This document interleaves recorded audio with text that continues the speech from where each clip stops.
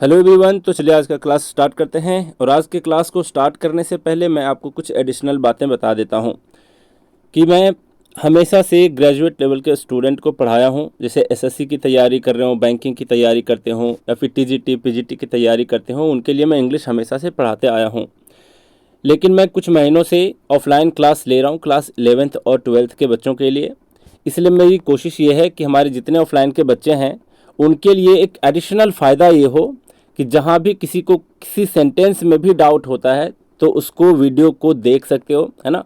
वे बच्चे क्या कर सकते हैं, वीडियो को ओपन करके आराम से देख सकते हो, अपना डाउट क्लियर कर सकते हो कि कौन से सेंटेंस में मैंने कौन सी बात बताई थी ऑफलाइन क्लास में।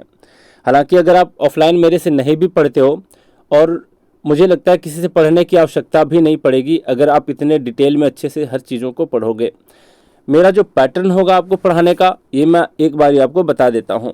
सबसे पहला स्टेप क्या है? सबसे पहला स्टेप ये है कि जितने भी यहाँ पर आप स्टोरी देख रहे हो, इसके हर एक लाइन वाइज लाइन आपको मैं बताने वाला हूँ, पूरा अच्छे से एक्सप्लेन करके।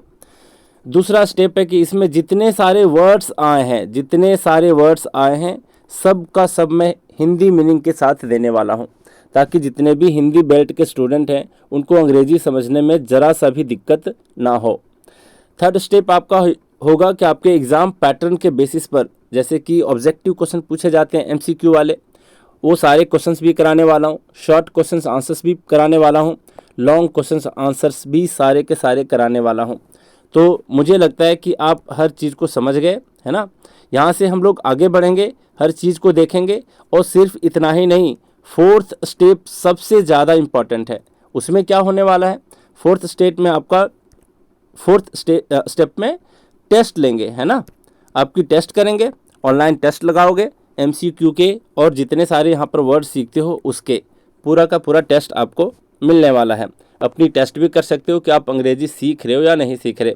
इसके लिए आपको क्या करना पड़ेगा, टेस्ट के लिए मैं आपको पहले बता देता हूँ। टेस्ट और पीडीएफ के लिए, जैसे वर्ड्स के पीडीएफ होंगे, क्वेश्चन आंसर्स के पीडीएफ होंगे, और जितने सारे टेस्ट के लिंक होंगे, ऑनलाइन लिंक, ये सब आपको कहाँ पर मिलेगा मैं आपको बता देता हूँ। मैं अपना फ़ोन नंबर यहाँ पर दे देता हूँ। आप लोग क्या कर सकते हो, वहाँ पर व्हाट्सएप पर मुझे मैसेज कर सकते हो। मैं आपको पूरा पैटर्न समझा दूंगा कि किस तरीके से आपको तैयारी आगे की करनी है। पहले नंबर आप लोग नोट डाउन कर लो, 9789837462। ये नंबर आप नोट कर लेना। ये मेरा व्हाट्सएप का नंबर है ना। और अननेसेसरली कॉल मत करना, पहले व्हाट्सएप पे चेक कर लेना कि मैं फुर्सत में हूँ या नहीं, उसके बाद मैं आपको खुद ही कॉल बैक करूँगा, ठीक है। तो अच्छे से सारे वीडियो को देखना है, और जैसे जैसे मैं आपको बताते जाऊँ, गाइड करते जाऊँ, उसी तरीके से आपको पढ़ाई करनी है। और लास्ट में टेस्ट भी लगाने हैं, ताकि आप सीख रहे हो कि नहीं सीख रहे इसका आपको पता चलता रहे, है ना। बात करते हैं इस चैप्टर के ऊपर। चलिए स्टार्ट करते हैं। ये है आपका the portrait of A lady. Portrait of A lady कहने का क्या अर्थ है, ज़रा समझते हैं। इसका मतलब है एक लेडी की तस्वीर के बारे में वो बताना चाह रहे हैं। कौन बताना चाह रहे हैं? इनके जो लेखक हैं, ऑथर हैं, खुशवंत सिंह। एक बार मैं आपको खुशवंत सिंह के बारे में थोड़ा सा चर्चा कर देता हूं, ताकि आपको पता चले, है ना, एक माइंड में आपका एक इमेज बैठ पाए। जैसे मोदी जी प्रधानमंत्री बन के आए थे 2014 में। इनके पहले कौन थे हमारे प्रधानमंत्री? तो वो थे मनमोहन सिंह, है ना, डॉक्टर मनमोहन सिंह। और मनमोहन सिंह के ये मित्र थे खुशवंत सिंह। तो एक आपके दिमाग में इमेज बैठ गया ना कि खुशवंत सिंह किस तरीके से रहे होंगे, है ना। मतलब पंजाब से बिलोंग करते थे या कहाँ से बिलोंग करते थे, वो भी सरदार जी रहे होंगे। तो इस तरीके से आपको एक इमेज बनाने के लिए, मैं आपको एक लिंक बनाने के लिए मनमोहन सिंह जी के बारे में बताया। और ये सच्ची बात भी है कि जब मनमोहन सिंह पहली बार चुनाव लड़ रहे थे तो खुशवंत सिंह साहब ने उनको हेल्प करी थी, है ना, कुछ पैसे दे करके। और फिर वे पैसे जो लिए थे मनमोहन सिंह, हमारे मनमोहन सिंह, डॉक्टर मनमोहन सिंह, वो लौटा भी दिए थे। तो यहाँ तक क्लियर है कि the portrait of A lady के जो लेखक हैं ये हैं खुशवंत सिंह। अब यहाँ पर कुछ बेसिक सी बात करते हैं कि ये किसके बारे में कहा जा रहा है। खुशवंत सिंह अपनी दादी के बारे में बता रहे हैं, अपनी दादी के बारे में। और वही दादी के बारे में यहाँ पर लिखे हैं लेडी, है ना, एक औरत के बारे में बता रहे हैं। और वो लेडी कौन है? इनकी दादी माँ है। पोर्ट्रेट का मतलब होता है तस्वीर। अब आपके दिमाग में कुछ क्वेश्चन भी आने चाहिए ग्रामर के कि सर यहाँ पर द क्यों आया, क्या द के बदले ए, एन ऐसा कुछ लगा सकते हैं क्या? फिर लेडी के पहले ए क्यों आया, द यहाँ पर नहीं लगा सकते क्या? बिल्कुल नहीं लगा सकते। मैं आपको बताता हूँ कि इसके पीछे के कारण क्या है कि द ही यहाँ पर क्यों आया है, ए यहाँ पर क्यों आया है। तो ग्रामर के कुछ पार्ट समझ लो। यहाँ पर है एक, मैं आपको कॉन्सेप्ट बता रहा हूँ, ध्यान में रखना हमेशा के लिए। जब भी कोई नाउन हो और वो नाउन ऑफ से और ऑफ के बाद भी अगर कोई नाउन आता है, समझो ध्यान से, दो नाउन अगर ऑफ से जुड़े हों, दो नाउन जब ऑफ से जुड़े हों तो आपका फर्स्ट नाउन के पहले द का प्रयोग करते हैं। ऐसा जरूरी नहीं है कि हमेशा ही द का प्रयोग करेंगे, कई बार ए लग जाएगा आवश्यकता अनुसार, ज़रूरत के हिसाब से एन भी लग सकता है। लेकिन अगर द लगे हुए मिले आपको noun plus of plus noun में, फर्स्ट नाउन के पहले द लगा हुआ अगर आपको दिख गया तो ये गलत नहीं होगा, ये परफेक्ट सही होगा, है ना। यहाँ तक क्लियर है। इस रूल को ध्यान में रखना कि जब भी noun plus of plus noun रहे तो फर्स्ट नाउन के पहले अक्सर द का प्रयोग करते हैं, हमेशा नहीं, अक्सर मैं बोल रहा हूँ, है ना, अक्सर द का प्रयोग किया जाता है। क्यों मैं अक्सर बोल रहा हूँ, हमेशा क्यों नहीं बोल रहा हूँ, इसके पीछे कारण है, जब आप कॉम्पिटिटिव लेवल के ग्रामर की तैयारी करोगे तो आपको डिटेल में समझ में आएगा। अब बात करते हैं यहाँ पर कि सर यहाँ पर लेडी के पहले ए क्यों आया, द क्यों नहीं लगा सकते? बिल्कुल द नहीं लगा सकते।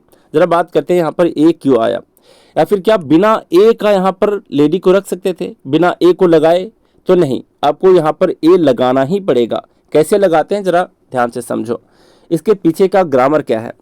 इसके पीछे का ग्रामर ये कहता है कि जब भी कोई कॉमन नाउन, मैं इसको मिटा देता हूँ, जरा ध्यान से समझना, कि जब भी कोई कॉमन नाउन, मैं ऐसे लिख रहा हूँ, ठीक है, कॉमन नाउन है और एक होता है आपका प्रॉपर नाउन, है ना, एक होता है प्रॉपर नाउन, यहाँ पर है कॉमन नाउन और यहाँ पर है प्रॉपर नाउन।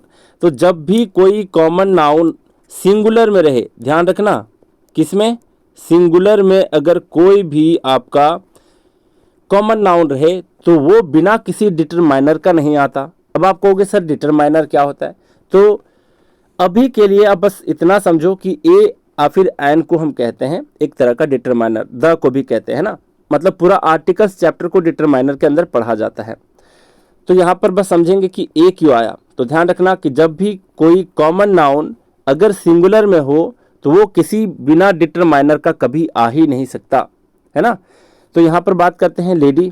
तो क्वेश्चन क्या था हमारा? क्वेश्चन ये था कि क्या इस ए को यहाँ से हटा सकते हैं, इस लेडी को बिना ए के हम लिख सकते हैं? बिल्कुल नहीं लिख सकते। क्यों? क्योंकि ग्रामर का रूल ये कहता है कि जब भी कोई कॉमन नाउन सिंगुलर में हो तो इसके पहले कोई ना कोई आर्टिकल आएगा ही आएगा, है ना। और लेडीज ल से स्टार्ट हो रहा है, मतलब आपका कॉन्सोनेंट साउंड से स्टार्ट कर रहा है, तो इसके पहले हम ए दिए हैं। यहाँ तक क्लियर है? चलिए यहाँ तक क्लियर है। लेडी को हम बिना यहाँ पर आर्टिकल के नहीं लिख सकते थे। चलिए बिल्कुल क्लियर है। अब समझेंगे कि कॉमन नाउन होता क्या है। तो मैं आपको बता देता हूँ कॉमन नाउन क्या होता है। मान लो कि मैं किसी यहाँ पर बोलता हूँ बॉय, तो कॉमन का क्या अर्थ होता है? कॉमन का अर्थ होता है आपका सामान्य। तो बॉय से किसी सामान्य लड़का का पता चल रहा है, लेकिन क्या किसी खास लड़का का पता चल रहा है कि कौन सा लड़का होगा? नहीं पता चल रहा है। लेकिन अगर बॉय में किसी का नाम ले लेते हैं, मान लो राम, तो राम किसी खास लड़के का नाम है, तो ये हो जाएगा आपका प्रॉपर नाउन और ये बॉय आपका हो जाएगा कॉमन नाउन। इसी तरीके से मान लो कि हम यहाँ पर बोलते हैं सिटी, तो क्या कोई खास सिटी का नाम पता चल रहा है? नहीं पता चल रहा है। एक सामान्य सी बात है, कोई भी सिटी इसमें हो सकता है। तो सामान्य के लिए क्या लिखेंगे कि ये कॉमन नाउन है सिटी। मान लो कि किसी खास सिटी का नाम लिख देते हैं, मान लो यहाँ पर हम लिख देते हैं दिल्ली, तो दिल्ली आपका कोई खास सिटी का नाम है। अब खास सिटी का नाम है, इससे क्या पता चल रहा है कि ये खास है, यानी कि प्रॉपर है, ये प्रॉपर किसी का नाम है, तो ये प्रॉपर नाउन कहलाएगा। इसी तरीके से मान लो यहाँ पर लेडी लिखा हुआ है ना, चैप्टर में भी लेडी लिखा हुआ है यहाँ पर, तो लेडी अगर बोलेंगे तो ये आपका कॉमन नाउन होगा। और किसी खास लेडी का नाम अगर यहाँ पर हम लिख देते, किसी भी खास लेडी का, है ना, सीता गीता कुछ भी लिख देते, तो वो नाम आपका क्या कहलाता? Proper noun. तो मुझे उम्मीद है कि आप अच्छे तरीके से समझ पा रहे हो कि कॉमन नाउन और प्रॉपर नाउन में क्या फ़र्क होता है। क्लियर यहाँ तक? तो फिर से मैं रिपीट कर देता हूँ कि जब भी कोई एक नाउन दूसरे नाउन से ऑफ से जुड़ा हो तो फर्स्ट नाउन के पहले हम अक्सर द का प्रयोग करते हैं। पहला कॉन्सेप्ट था। दूसरा कॉन्सेप्ट कि कोई भी कॉमन नाउन बिना हम किसी डिटरमाइनर का इस्तेमाल नहीं कर सकते। कब? जब ये सिंगुलर में हो। तो लेडी का प्लूरल तो लेडीज़ होता है, लेकिन यहाँ पर क्योंकि सिंगुलर है इसलिए इसके पहले हम एक आर्टिकल का प्रयोग किए हैं। आर्टिकल यानी डिटरमाइनर। ठीक है, इसके ऑथर कौन है? तो खुशवंत सिंह।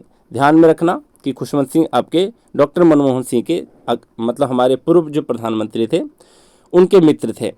अब बात करते हैं, एक एक लाइन हम पढ़ने की कोशिश करते हैं और समझने की कोशिश करते हैं। ठीक है, जरा समझिए।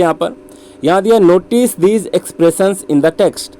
अब ये सारे टेक्स्ट में जितने सारे एक्सप्रेशंस लिखे गए हैं, ये सारे पॉइंट देख रहे हो, इसको आपको ध्यान से देखना है। एक्सप्रेशन का मतलब अभिव्यक्ति, मतलब जो भी यहाँ पर अभिव्यक्त किया गया है, जो भी यहाँ पर लिखा गया है, उसको आपको ध्यान से देखना है। Infer their meaning from the context, और कह रहा है कॉन्टेक्स्ट का मतलब होता है प्रसंग, यानी कि कहानी का जो प्रसंग है, खास प्रसंग है ना, या फिर खास जो इसका संदर्भ है उससे रिलेटेड मीनिंग आपको अनुमान लगाना है। इन्फर का मतलब अनुमान लगाना। तो इसका मीनिंग हम तब अनुमान लगाएंगे जब पूरे चैप्टर को एक बार पढ़ लेंगे। मैं आपको एक दफ़ा एक इम्पॉर्टेंट बात बताना चाहता हूँ बच्चों, ज़रा ध्यान से समझना। वो इम्पॉर्टेंट बात यह है कि यहाँ पर इसलिए भी इसके मीनिंग को अनुमान लगाने के बारे में बता रहा है, कह रहा है आपसे, अनुमान इसलिए भी लगाने को कह रहा है कि देखते हैं आप ये सारे वर्ड्स के क्या क्या मीनिंग निकालते हो, है ना। क्योंकि हो सकता है आप इसका मीनिंग कुछ और निकाल लें, लेकिन इस टेक्स्ट में यानी कि इस स्टोरी में देखोगे उसका मीनिंग कुछ और होगा। तो आप कहोगे सर ऐसा कैसे पॉसिबल है।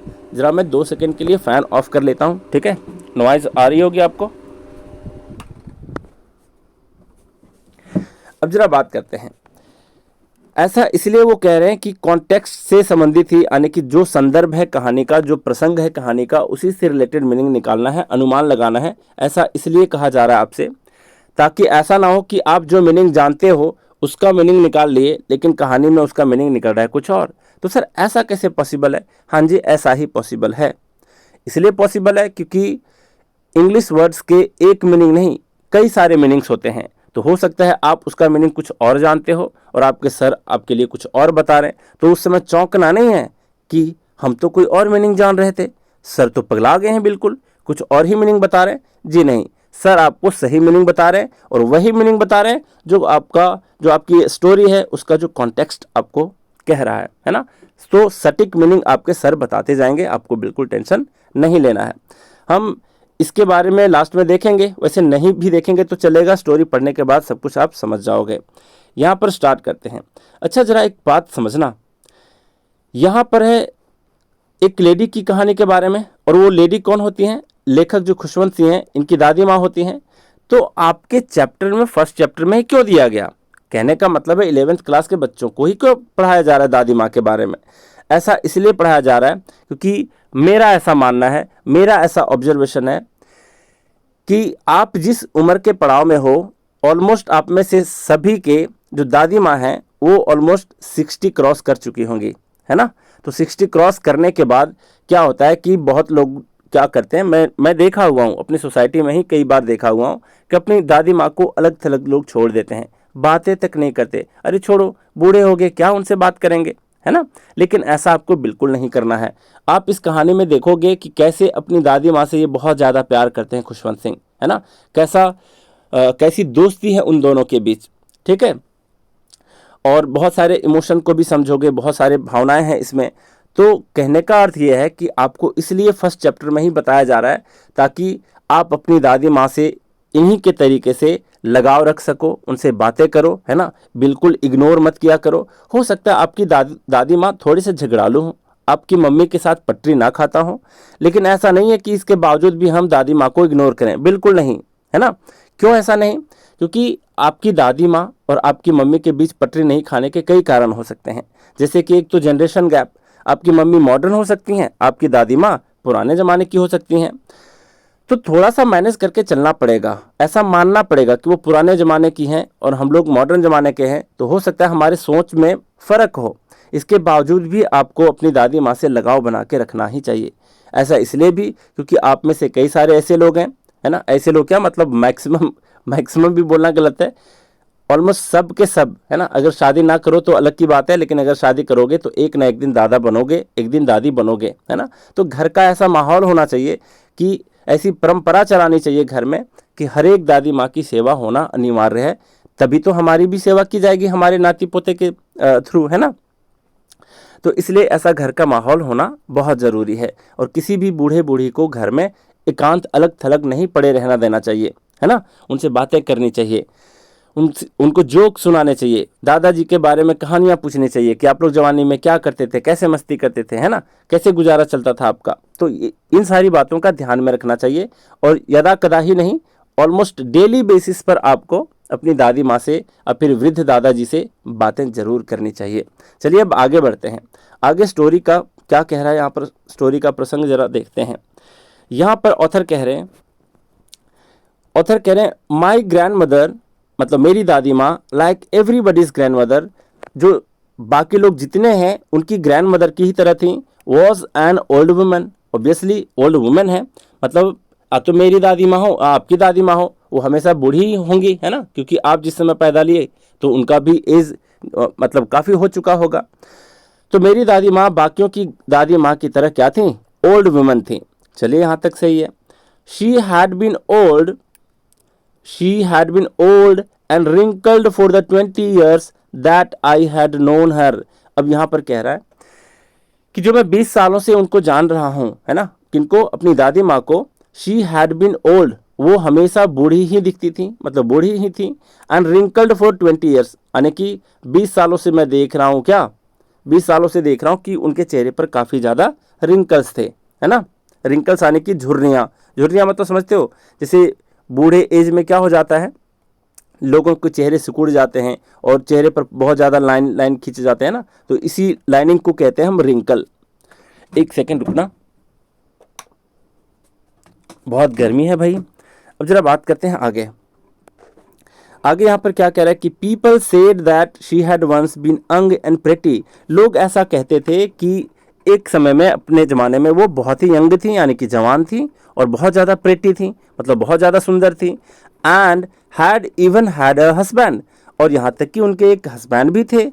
But that was hard to believe, लेकिन ये मुझे यकीन करना बिल्कुल ही मुश्किल लगता था, काफ़ी ज़्यादा अविश्वसनीय लगता था। क्या यह अविश्वसनीय लगता था? जब लोग कहते थे कि वो यंग भी थी, बहुत ज़्यादा सुंदर भी थी, उनके एक हस्बैंड भी थे, ये बात मुझे हजम नहीं होती। मुझे नहीं लगता कि इनके कभी हस्बैंड भी रहे होंगे, ये कभी जवान भी रही होंगी, ये कभी सुंदर भी रही होंगी, ये बात वो बिलीव नहीं करते। ऐसा वो इसलिए कह रहे हैं क्योंकि एक बच्चा जो होता है ना, जब भी अपनी दादी माँ को देखे, जब से वो पैदा लिया तब से देखे कि चेहरे पर झुर्रियाँ हैं, काफ़ी ज़्यादा बूढ़ी हो चुकी हैं, तो उनको लग रहा होगा नहीं, ये तो जवान नहीं हो सकती भाई, है ना, ये तो कभी सुंदर हो ही नहीं सकती, है ना, क्योंकि वो कभी सुंदर देखे ही नहीं है। तो एक बच्चे की तरह ये बच्चे बन के इस स्टोरी को लिखने की कोशिश कर रहे हैं और अपने बचपना को याद करने की कोशिश कर रहे हैं। My grandfather's portrait hung above the mantelpiece in the drawing room. अब यहाँ पर बोल रहा है कि जो ड्राइंग रूम है, ड्राइंग रूम मतलब समझते हो, हॉल जो होता है जहाँ पर लोग खाना खाते हैं टेबल रख के, है ना, तो उसको ड्राइंग रूम बोलते हैं। वहाँ पर एक मेंटल पीस है। मेंटल पीस कहने का मतलब होता है जहाँ पर लोग आग जलाते हैं ठंडे के मौसम में, क्या करने के लिए, उसको तापने के लिए, है ना, गर्मी पाने के लिए, हीट पाने के लिए। तो हॉलीवुड के मूवी अक्सर देखोगे तो दीवार में ही बनाया हुआ रहता है चूल्हा एक, है ना, उसमें चिमनी लगा होता है, धुआं बाहर की ओर निकल जाता है और लोग उसमें लकड़ियाँ डालते हैं और उसको तापते हैं ठंडे के मौसम में।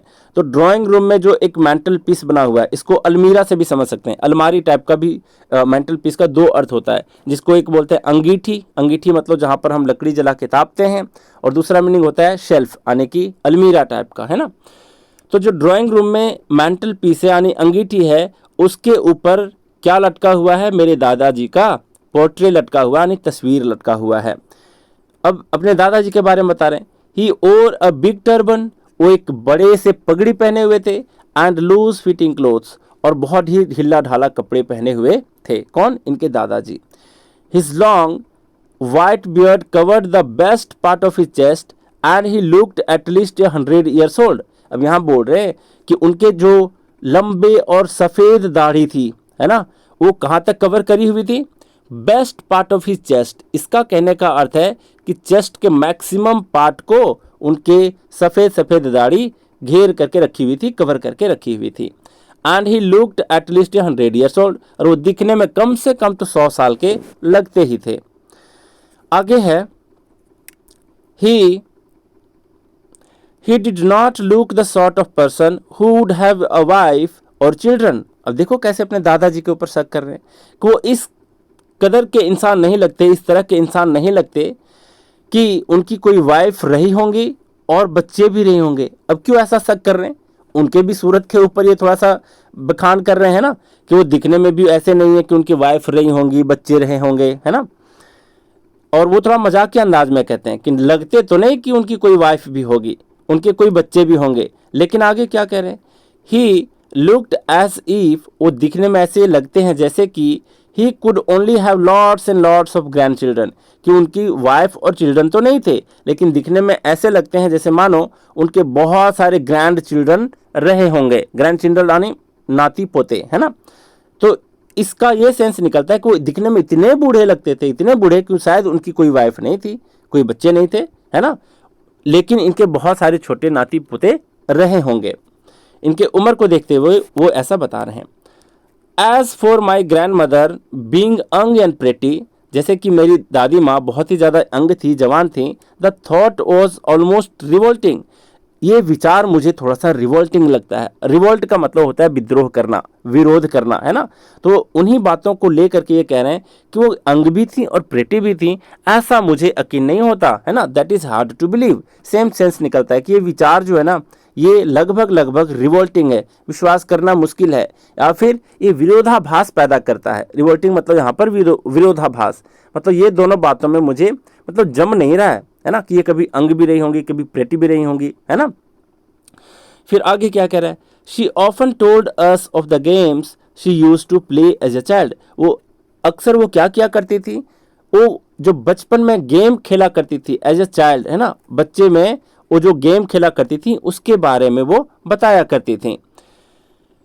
दैट सीम्ड, वो ऐसा प्रतीत होता था, क्या प्रतीत होता था? जो वो कहानियां बताती थी अपने बचपन की कि मैं गेम भी खेला करती थी, है ना। दैट सीम्ड, वो ऐसा प्रतीत होता था, क्वाइट एब्सर्ड, बिल्कुल ही मूर्खतापूर्ण मुझे महसूस होता था कि नहीं, वो कभी गेम नहीं खेली होंगी, उनको तो मैंने कभी जवान देखा ही नहीं है, कभी तो ऐसे बच्चा होते हुए मतलब वो उनका बचपना तो मैं देखा ही नहीं हूँ ऑब्वियसली, है ना। तो ऐसे कैसे हो सकता है को कभी गेम भी खेली रही होंगी, मतलब उनके एज को लेकर के यहाँ पर वो व्यंग्य कर रहे हैं। एंड अनडिग्निफाइड, और मतलब ये बिल्कुल ही डिग्निफाइड वाली बात नहीं लगती मुझे, है ना, प्रतिष्ठा वाली बात नहीं लगती। ये कहने का एक अंदाज है अंग्रेजी में, है ना। हर एक अंग्रेजी शब्द का हमें वो फील नहीं दिला पाएगा जो हम हिंदी शब्दों से ले पाते हैं। तो काफ़ी ज़्यादा मतलब क्वाइट एब्सर्ड, बिल्कुल ही बेतुकी सी बातें लगती है मुझे कि नहीं वो कभी गेम भी खेलती होंगी, है ना। और अनडिग्निफाइड भी लगता है कि नहीं वो नहीं खेल सकती इस तरीके से, ऑन हर पार्ट, उनके तरफ से। And we treated it like the fables, मतलब जो बातें बताया करती थी वो मुझे लगता था नहीं बस वो कहानियों में ऐसा होता होगा, मेरी दादी माँ कभी खेलती कुत्ती नहीं होंगी, है ना। फैबल्स का मतलब होता है मोरल शॉर्ट स्टोरीज, तो छोटे छोटे स्टोरी की तरह लगते हैं।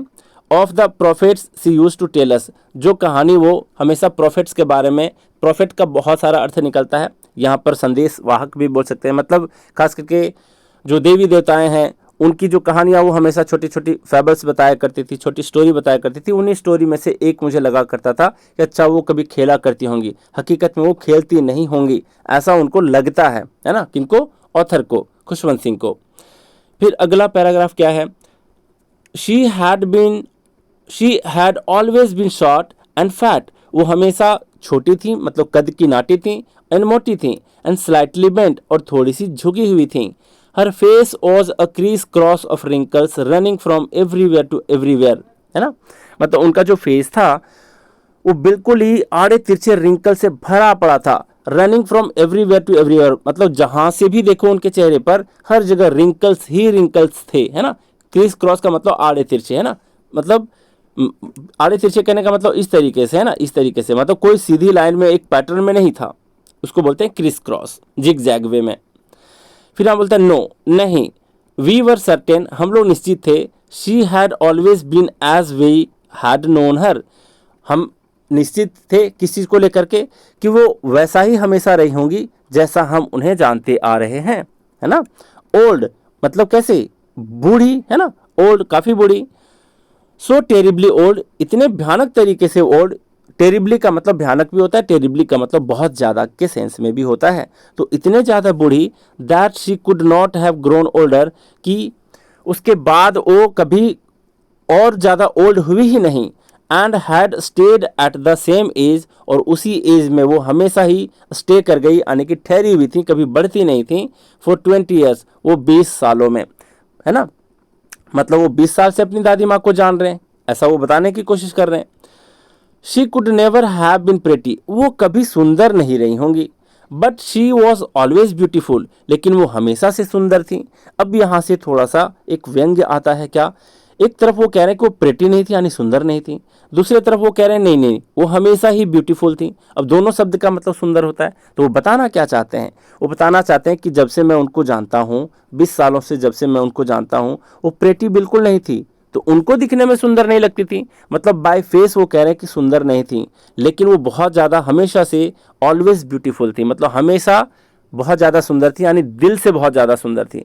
तो प्रेटी शब्द का इस्तेमाल यहाँ पर किया गया उनके चेहरे के लिए, और ब्यूटीफुल का इस्तेमाल किया गया है जो दिल से बहुत ज़्यादा सुंदर हो, है ना।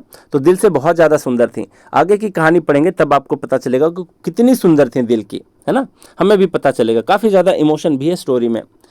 नेक्स्ट बोर्ड यहाँ पर, शी हॉबर्ड अबाउट द हाउस, वह घर में हमेशा लड़खड़ाते हुए चला करती थी, है ना, टहला करती थी। इन स्पॉटलेस वाइट, एकदम दाग रहित सफ़ेद कपड़े में हमेशा वो घर के चारों तरफ क्या करती थी, टहला करती थी। अब फिर घर के अंदर, अब यहाँ पर देखो, someone is in white, someone is in black, या फिर यू आर इन येलो, इसका क्या कहने का मतलब होता है? इसका मतलब ये नहीं है जैसे मैं बोलूँ कि राहुल इज इन येलो, मतलब राहुल येलो में है, नहीं, इसका एक खास अर्थ होता है। इसका मतलब होता है कि वो येलो कपड़े में है। अगर मैं बोलूँ कि रानी इज इन वाइट, मतलब रानी जो है वो सफ़ेद कपड़े में है। बात को समझ पा रहे हो? तो सफ़ेद कपड़े के बारे में यहाँ पर कहा गया कि वो हमेशा से सफ़ेद कपड़े में रहती थी, हॉबर्ड अबाउट करती थी, यानी लड़खड़ाते हुए हाउस में, अपने घर में चला करती थी। With one hand resting on her waist, एक हाथ अपने कमर पर लगा के रखती थी। टू बैलेंस हर स्टूप, अपने झुकाव को बैलेंस करने के लिए, स्टूप का मतलब झुकाव। एंड द अदर, यहाँ पर है एंड द अदर, मतलब एक हाथ अपने स्टूप को, झुकाव को बैलेंस करने के लिए कमर पर रखती थी। And the other telling the beads of a rosary, और दूसरे हाथ से वो माला जपा करती थी, है ना। रोजरी का मतलब होता है कंठी माला। ध्यान रखना कि माला दो तरीके से, एक तो आपका रोजरी जो कंठी माला होता है, जो लोग साधु संत लोग जपते हैं, है ना, और फिर कोई कॉमन इंसान जो जाप करता है उसमें बीड्स लगे होते हैं। बीड्स कहने का मतलब उसमें मनके होते हैं, दाने होते हैं, है ना। तो इसको रोजरी बोला जाता है, कंठी माला को। लेकिन गार्लैंड का मतलब होता है जो फूल के माला होते हैं। तो यहाँ समझ गए कि एक हाथ वो अपने वेस्ट पर यानी कमर पर रखती थी अपने झुकाव को बैलेंस करने के लिए, और दूसरे हाथ से वो हमेशा माला जपा करती थी। Telling the beads of her rosary का मतलब अपने माला को जपा करती थी, है ना। हर सिल्वर लॉक्स वर स्कैटर्ड अनटाइडली, उनका जो सिल्वर लॉक्स था, लॉक्स कहने का मतलब ताला नहीं होता, लॉक यहाँ पर कहने का मतलब है उनका जो लट था, है ना, बाल के जो लट होते हैं ना, उसके बारे में कह रहा है। अब सिल्वर लट, क्या चांदी के लट थे? लट मतलब बाल, बाल जो महिला लोग जो क्या करती हैं, लंबे बाल होते हैं उसको हाथ से ऐसे मरोड़ करके, है ना, फिर उसको लॉक कर देती हैं, एक को बना देती हैं ऐसे करके, है ना, ऐसे करके अपने पीछे, तो उसको लट बोलते हैं। तो उनका जो सिल्वर लट था, सिल्वर कहने का मतलब चांदी का नहीं, यहाँ पर कहने का मतलब है कि सफ़ेद कलर के उनके जो बाल थे, लट थे, वर स्कैटर्ड, छितराए हुए थे, अनटाइडली मतलब बिल्कुल ही साफ सुथरे से नहीं, मतलब गंदे तरीके से। ओवर हर पेल पकड़ फेस, उनके पीले चेहरे पर, और पकड़ का मतलब होता है आपका बिल्कुल सिकुड़ा हुआ चेहरा। तो बुजुर्गों के तो चेहरे वैसे भी सिकुड़े होते हैं, तो उनके चेहरे पर उनके बाल जो थे सिल्वर कलर के, जो वाइट कलर के लॉक्स थे, बाल थे, वो ऐसे छितराए हुए थे, है ना। स्कैटर्ड का मतलब छितराया हुआ होना, फैले हुए होना। And her lips constantly moved in inaudible prayer, और उनके लिप्स हमेशा, है ना, कॉन्स्टेंटली लगातार मूव करते रहते थे, यानी कि कुछ ना कुछ वो बोलते रहती थी। इनऑडिबल ना सुनाई देने योग्य प्रेयर को, प्रेयर मतलब कुछ कुछ प्रार्थना वो हमेशा किया करती थी, उनके होंठ चलते रहते थे। फिर यहाँ पर क्या बोल रहा है? यस शी वॉज ब्यूटीफुल, हाँ वह बहुत सुंदर थी। अब समझ में आ रहा है कि क्यों सुंदर वो कह रहे हैं, क्योंकि एक तो भगवान की भक्ति करते रहती थी 24 घंटा कॉन्स्टेंटली, है ना। दूसरी बात यह है कि आगे भी समझेंगे कि क्यों ब्यूटीफुल थी। She was like the winter landscape in the mountains, वो बिल्कुल ही किसके जैसे थी, जैसे विंटर के सीजन में, जाड़े के सीजन में, है ना, सर्दी के मौसम में देखते हो लैंडस्केप माउंटेन के ऊपर। लैंडस्केप कहने का मतलब होता है दृश्य, परिदृश्य, है ना, जो दृश्य दिखता है माउंटेन्स के ऊपर, तो विंटर के सीजन में कैसा दिखता है हमारा माउंटेन? बिल्कुल ही सफ़ेद दिखता है ना। क्यों? क्योंकि वहाँ पर स्नोफॉल होता है। स्नोफॉल कहने का मतलब बर्फबारी होता है। तो पूरा माउंटेन का दृश्य कैसा होता है? बिल्कुल वाइट कलर का होता है कि नहीं? बिल्कुल। तो वाइट कलर का होता है। उसी तरीके से दादी भी थी, वो भी पूरा वाइट ही वाइट दिखती थी। क्यों? क्योंकि एक तो सिल्वर कलर के उनके क्या थे, लॉक्स थे, यानी कि बाल थे। दूसरी बात ये कि वो हमेशा सफ़ेद कपड़े में रहती थी। तो पूरा मेरी दादी माँ बिल्कुल ही लगती थी कि विंटर सीजन में वो जो माउंटेन्स के ऊपर बर्फ़ दिखते हैं ना, सफ़ेद सफ़ेद, वैसे दिखती थी। An expanse of pure white serenity, बिल्कुल ही देखते हो, सेरेनिटी का मतलब क्या होता है? शांति। सेरेनिटी का मतलब शांति। जैसे मान लो माउंटेन में आप गए हो विंटर के सीजन में देखने के लिए, पूरा स्नोफॉल हो रखा है, कितना शांतिनुमा लगता है, कितना मस्त लगता है देखने में, है ना, एकदम शांति का प्रतीक लगता है। वैसे भी सफ़ेद कलर को माना जाता है शांति का प्रतीक। तो वो वैसे ही कह रहे हैं कि उनको देख करके, दादी माँ को देख करके लगता है कि प्योर, बिल्कुल ही शुद्ध सफ़ेद शांति का फैलाव दिखता है उनके चेहरे को देखने के बाद। समझ पा रहे हो कि नहीं? क्या नहीं? मतलब उनको देखने के बाद लगता है कि किसी भी तरीके का कोई टेंशन उनको नहीं है, बिल्कुल भी नहीं है। तो एक्सपांस का मतलब फैलाव होता है, सेरेनिटी का मतलब शांति होता है। नेक्स्ट वर्ड है ब्रीदिंग पीस एंड कंटेंटमेंट, और वो जो श्वास लेती हैं वो बिल्कुल ही शांति से लेती हैं और संतुष्टि के साथ लेती हैं। कहने का अर्थ यह है कि कोई भी तरीके का कष्ट उनको नहीं है, बिल्कुल ही दिल से बहुत ज़्यादा सुंदर है, हमेशा प्रार्थनाएं करते रहती हैं, और बिल्कुल ही बहुत ही सफ़ेद कलर के जैसे आपको माउंटेन्स दिखते हैं जाड़े के मौसम में, है ना, उसी तरीके से दादी माँ भी देखने को लगती हैं, और साथ साथ में बहुत ही ज़्यादा शांति के प्रतीक हैं, समझो एक तरीके से, है ना। फिर आगे बढ़ते हैं अगला पैरा में।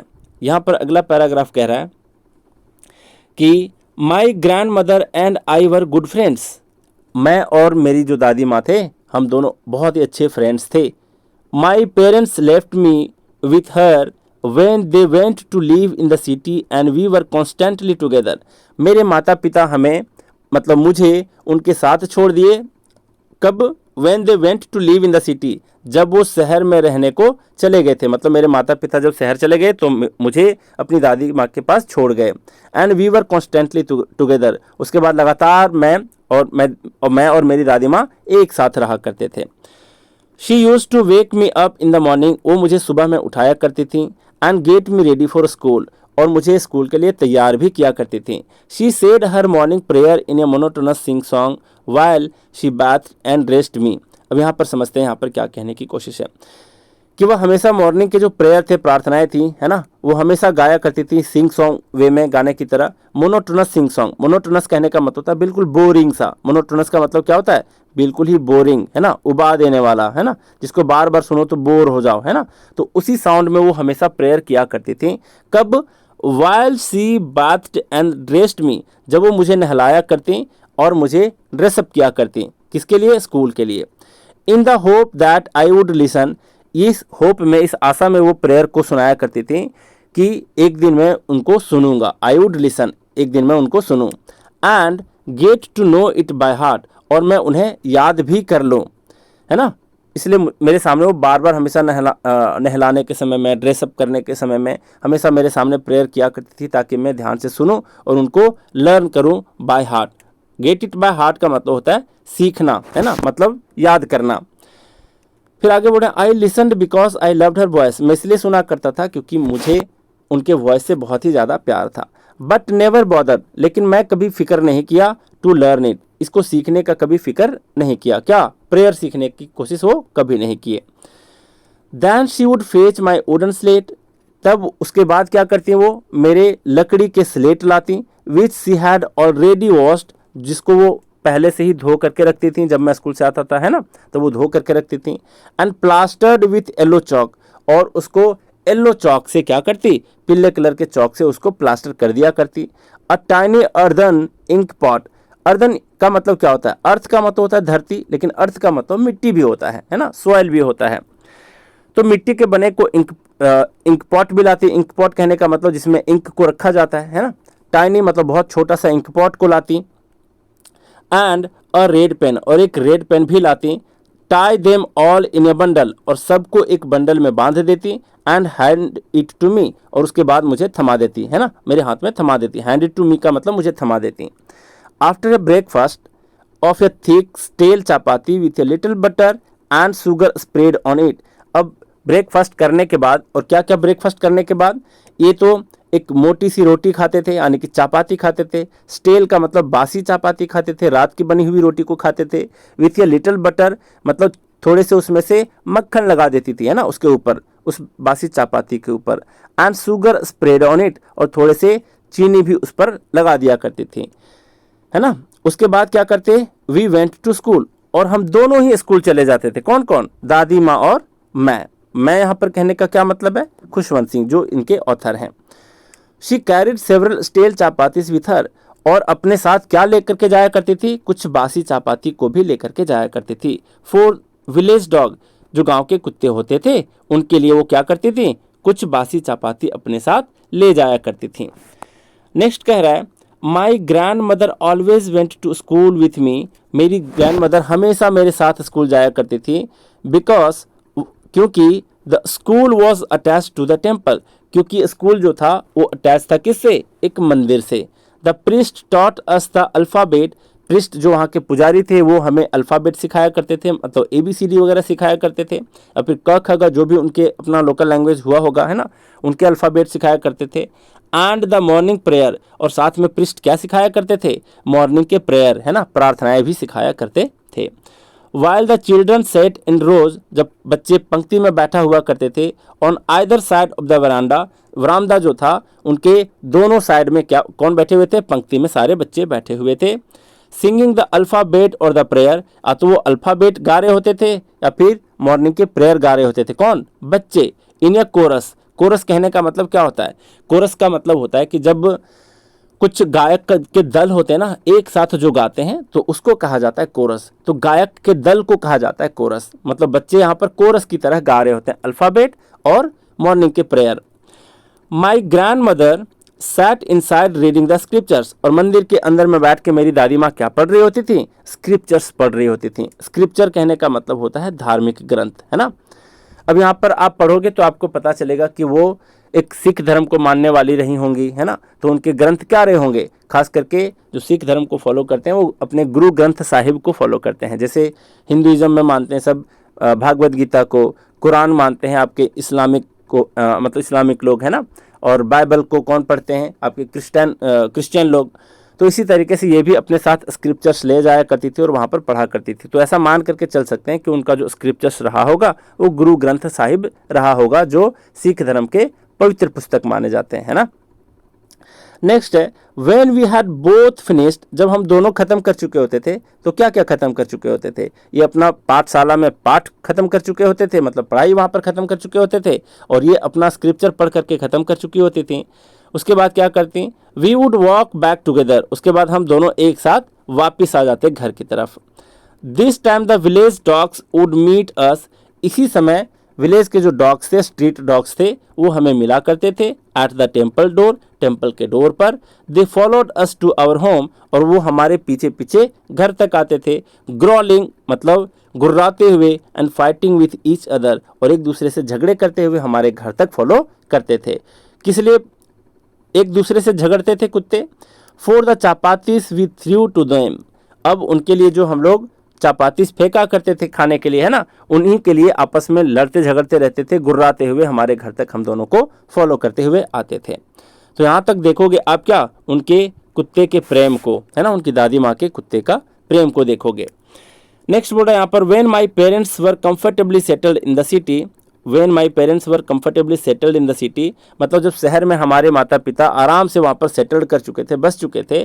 दे सेंट फॉर अस, तब हमें भेज दिया, नहीं नहीं नहीं नहीं, सेंट फॉर का मतलब भेज देना नहीं होता, एक ये आपका फ्रेजल वर्ब होता है। क्लास में मैं कई बार आपको बता चुका हूँ कि फ्रेजल वर्ब वैसे होते हैं जिसमें एक वर्ब होता है, एक प्रीपोजिशन होता है, पढ़ने में लगेगा कुछ और, उसका मीनिंग निकलेगा कुछ और, तब उस केस में उस वर्ब प्लस प्रीपोजिशन को कहा जाता है फ्रेजल वर्ब, उसका मीनिंग कुछ और निकलेगा। यहाँ पर सेंट फॉर है, यानी कि सेंड फॉर का क्या है, सेकेंड फॉर्म है ना, पास्ट फॉर्म है। तो सेंड फॉर का मतलब होता है बुला लेना या फिर किसी को बुलाना, है ना। सेंड फॉर का मतलब भेजना नहीं, बुलाना।